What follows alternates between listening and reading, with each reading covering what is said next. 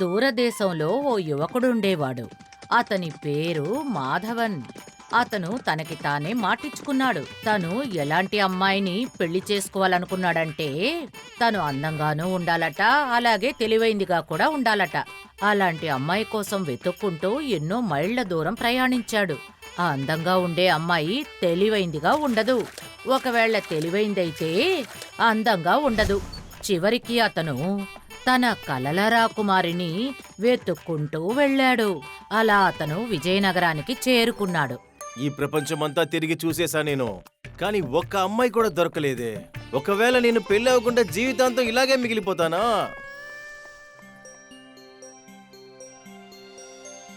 ఆహా, ఈ నగరం చాలా అందంగా ఉంది.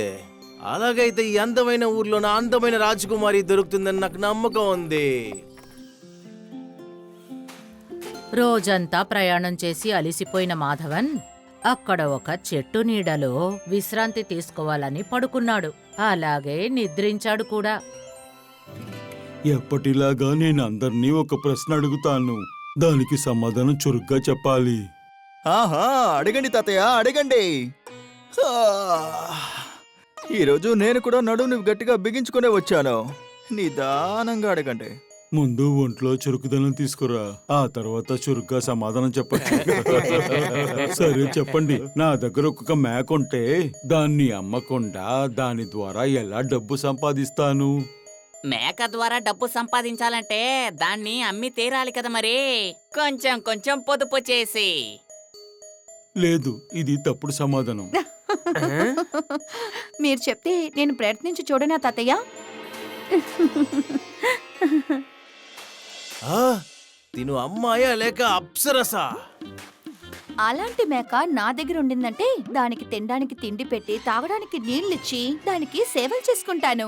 అరరే, దానివల్ల మనకి లాభం ఉండాలి ఐషాక్ తల్లి. దానికి మేత వేసి నీళ్ళు ఇవ్వడం వల్ల నష్టం రాకూడదు. కొంచెం కొంచెం పొదుపు చేసి. మనకి లాభం కావాలంటే దానికోసం కొంచెం వేచి ఉండాలి మావయ్య. మీరు పూర్తి సమాధానం వినడానికి నాకెంతో ఓపిక కావాలంటే ఆ మేక పెద్దయ్యే వరకు ఓపిక కావాలి. ఆ మేక ఎలాగా పెరిగి పెద్దయ్యి బాగా దృఢంగా అయిపోతుంది. దానికి సంబంధించిన తోలు, పాలు, ఇంకా ఎన్నో రకాలుగా దానివల్ల నేను సంపాదిస్తాను. సరైన సమాధానం. దేవుడా, నేను వెతుకుతున్న అమ్మాయి ఇక్కడుందా? ఈ అమ్మాయిని వెతుకుంటూ నేను ఏదేదో ఊర్లు తిరుగుతున్నాను. అందంతో పాటు బుద్ధివంతురాలు కూడా. వా వా వా వా వా వా. ఎలాంటి సమాధానం, అది కూడా వెంటనే ఇచ్చింది. తాతయ్య, ఇంకా ఒకే ఒక ప్రశ్న. అమ్మాయి దగ్గర ఒకే ఒక ప్రశ్న అడగండి, ఒకే ఒక ప్రశ్న. తాతయ్య ప్రశ్నల మీద ప్రశ్నలు అడుగుతూ ఉన్నారు. అప్పుడు ఐషా దానికి తగ్గట్టు సమాధానం చెప్పేది. ఆ తర్వాత మాధవన్ చేపట్టిన అందమైన తెలివైన అమ్మాయి అన్వేషణ ముగిసింది. మాధవన్ ఐషాని పెళ్లి చేసుకుని విజయనగరం నుంచి సెలవు తీసుకుని తన విలాసవంతమైన భవనానికి వెళ్ళాడు. కొత్త ఇంట్లో ఆయిషా పక్కన ఎప్పుడూ పనివాళ్లు ఉండేవారు. వాళ్ళు ఆమెని ఒక చిన్న వస్తువుని కూడా ముట్టుకోనివ్వరు. ఎంత అద్భుతమైన ఇల్లా! ఇదొక రాజభవనం, రాజభవనం.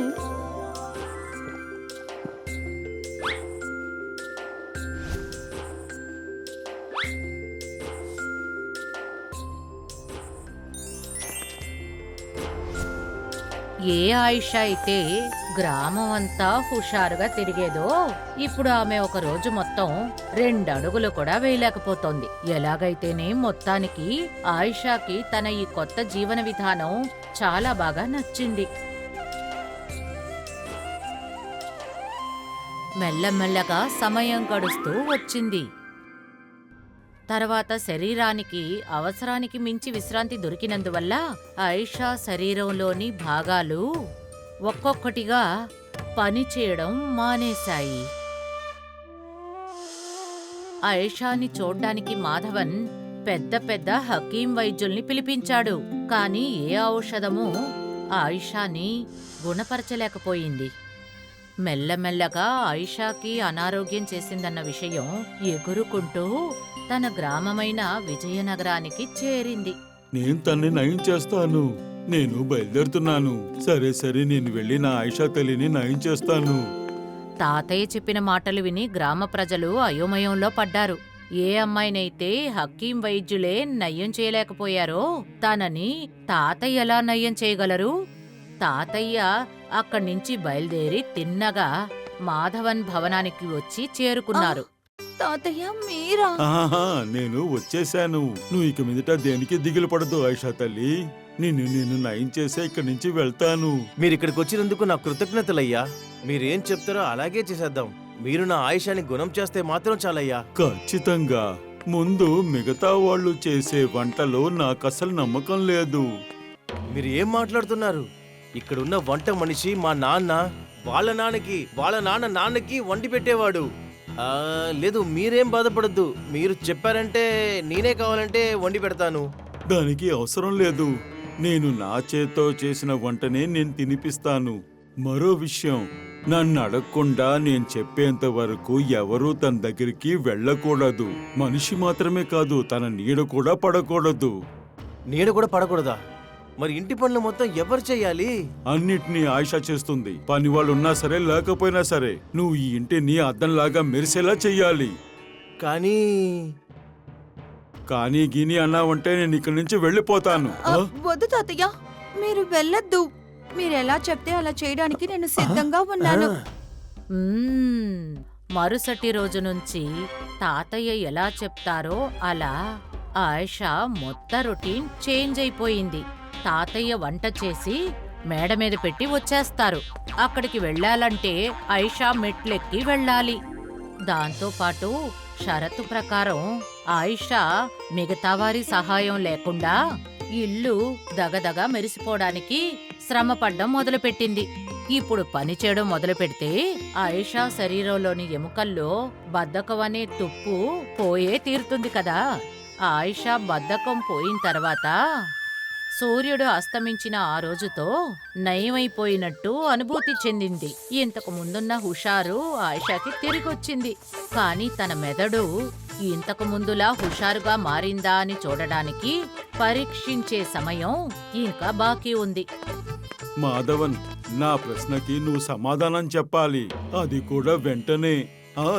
చెప్పగలవా? ఖచ్చితంగా. అయితే చెప్పు మాధవన్. నా చెల్లెలి మొగుడు బామ్మర్ది పెళ్ళం, నా చెల్లెలి కొడుకు పెళ్లి దూర బంధువుతో జరిగింది. అప్పుడు నా చెల్లెలు నాకేమవుతుంది? నాకేమనిపిస్తుందంటే అత్త, లేదు చిన్నాన్న. ఏంటి తాతయ్య, మీ చెల్లెలు మీకెప్పుడు చెల్లెలుగానే కదా ఉంటుంది. చాలా సరిగ్గా చెప్పావు. అరే, మీరు పెద్ద అద్భుతాన్ని చేశారు తాతయ్య. మీరు మళ్ళీ మా పాత ఆయుషాన్ని తీసుకొచ్చేశారు. తాతయ్య, అది మీరు ఎలా చేశారు? అరే, నేనేం చేయలేదు బాబు.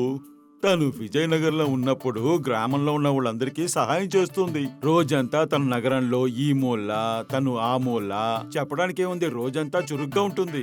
తన తెలివితేటలతో అందరికీ మంచి మంచి మాటలు చెప్పేది. కానీ ఆయిషా, నువ్వు ఎప్పుడైతే ఇక్కడికి వచ్చావో నీ ఎముకలకి సోమరితనం వచ్చేసింది. తను ఇంతకు ముందు ఎలా ఉందో అలా తీసుకొచ్చాను అంతే. నీ ఎముకలో ఇంకా నీ బుర్రలో ఉన్న తుప్పు తానుగానే పోయింది. అలాగా? అయితే ఇదే మీ ఆలోచన అన్నమాట. If you like this video, subscribe to our channel Murthy Media.